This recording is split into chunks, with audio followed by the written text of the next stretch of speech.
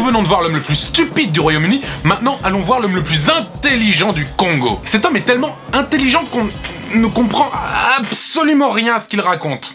Vous vous appelez comment? Eddy Malou, le premier savant de toute la République démocratique du Congo. Eddy Malou. E-double-D-Y-M-A-L-O-U. C'est-à-dire, ça veut dire imposer la force vers l'ovanium. C'est-à-dire l'estime du savoir. Les gens qui connaissent beaucoup de choses, cristalliser, imposer, intentionner ça dans toute la République démocratique du Congo pour que nous puissions avoir la congolexicomatisation, les lois du marché propre congolais. La congolexie quoi?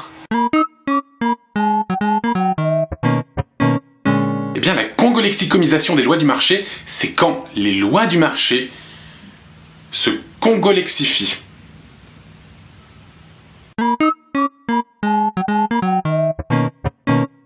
On dirait que ce mec a appris des mots très compliqués qu'il les utilise de façon très aléatoire. Il en invente même des nouveaux. Et le pire, c'est que quand on lui pose une question, il répond toujours à côté. Par exemple, là, le journaliste lui demande son avis sur les rollers. Est-ce que connaissez-vous les relais? Mais oui, c'est clair. Lorsqu'on parle de tout ce point de vue, c'est l'activisme vers ce qu'on appelle la dynamique des sports. C'est-à-dire mettre un accent sur les revenus aussi à avoir. C'est un problème de TGO, théorie générale des organisations. Comment nous pouvons parvenir aussi à relever aussi les défis? Parce que, par exemple, le Brésil, à part les végétariens, là, le végétalisme, nous avons cette même climatologie. Les rollers, c'est pas dans les sports, c'est pas une discipline sportive?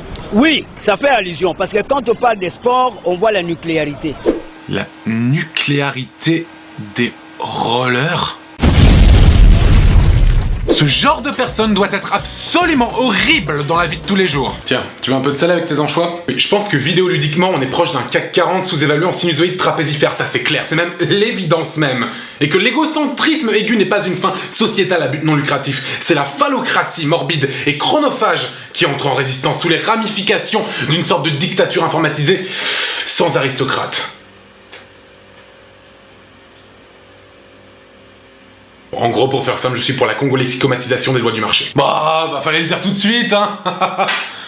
Gros con. Puis la voir en prof. Vous imaginez la voir en prof? L'activisme vers ce qu'on appelle la dynamique des sports. À part les végétariens, là, le végétalisme, nous avons cette même climatologie.